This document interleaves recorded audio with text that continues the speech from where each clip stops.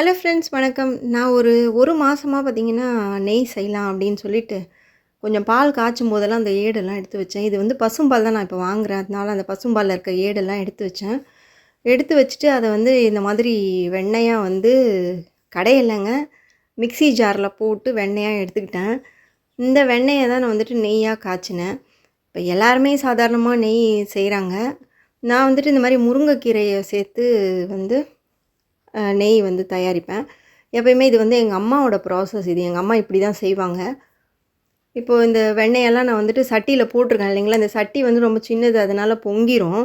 இதுக்கு வந்து பெரிய பாத்திரமா வச்சுக்கலாம். நான் வந்து கொஞ்சமா தான் அந்த ஏடு சேர்த்ததுனால எனக்கு ஒரு 1/2 லிட்டர் நெய்க்கும் கொஞ்சம் கம்மி தான் கிடச்சிது.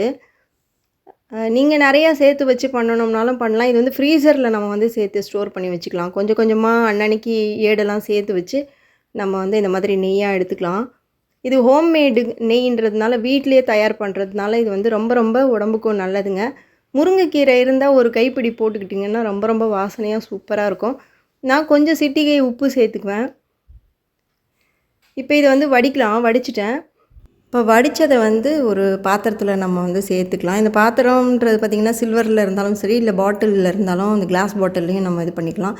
இவ்வளோ தான் எனக்கு நெய் கிடச்சிதுங்க. ஏன்னா கொஞ்சம் தான் நான் சேர்த்து வச்சேன். இப்போ இந்த திப்பி நான் வேஸ்ட் பண்ண மாட்டேன். இதில் வந்து ராகி மாவு சேர்த்துக்கிறேன். ஒரு 1/4 கிலோ அளவு வந்துட்டு பார்த்திங்கன்னா கேழ்வரகு மாவு இதில் சேர்த்துட்டு அப்படியே சூட்டோடையே அந்த சூட்லேயே நான் வந்துட்டு நல்லா வறுத்துட்டேன். வறுத்ததுக்கப்புறமா வந்து பனங்கற்கண்டு, அதாவது பனை வெல்லம், பனை சர்க்கரை அப்படி சொல்லுவோம் இல்லையா, வெல்லம் இது கூட நம்ம சேர்த்துக்கலாம். சூப்பராக இருக்கும் டேஸ்ட்டியாக. இதை வந்து நான் இது கூடவே சேர்த்துட்டு இந்த கற்கண்டு சேர்க்கும்போது நல்லா கிறிஸ்பியாகவும் டேஸ்டியாகவும் இருக்கும். ஆல்ரெடி நம்ம உப்பு கொஞ்சமாக சேர்த்துருக்கிறதுனால உப்பு இதில் சேர்க்க வேண்டிய அவசியம் இல்லை. அப்படியே நல்லா கிளறி விட்டுக்கோங்க. நல்லா சூட்லேயே நல்லா வரட்டும். அதுக்கப்புறம் நம்ம வந்து பால் கொஞ்சம் இருந்துச்சுன்னா பாலில் வந்து இந்த மாதிரி உருண்டைகளாக பிடிச்சி அன்றைக்கே சாப்பிட்டுக்கலாம், சர்வ் பண்ணிக்கலாம். இல்லை ஒரு பாட்டிலில் ஸ்டோர் பண்ணி வச்சுட்டு அதை வந்து நீங்கள் தேவையானப்போ நம்ம கிண்ணத்தில் போட்டு ஸ்பூன் போட்டு சாப்பிட்டுக்கலாங்க. ரொம்ப ரொம்ப ஹெல்தி.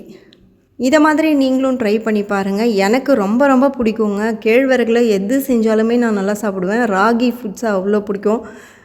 ஆனால் ரொம்ப ரேராக தான் யூஸ் பண்ணுறேன் பிகாஸ் டைம் இல்லாததுனால. தேங்க்ஸ் ஃபார் வாட்சிங். தேங்க்யூ.